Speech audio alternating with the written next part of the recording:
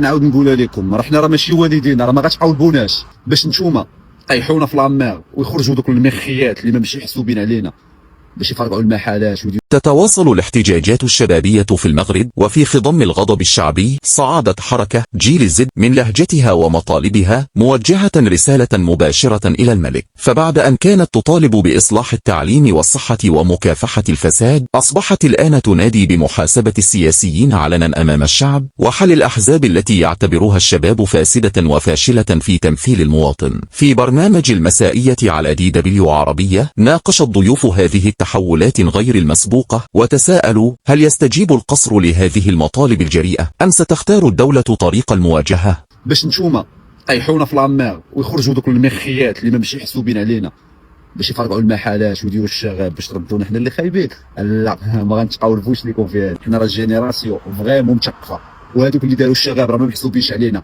وحنا معاكم في هذه. خاصكم تفتحوا تحقيق وتحاكموا اقصى العقوبات. كنتمنى من 20 سنه حتى المؤبد، هذاك الشيء اللي دار.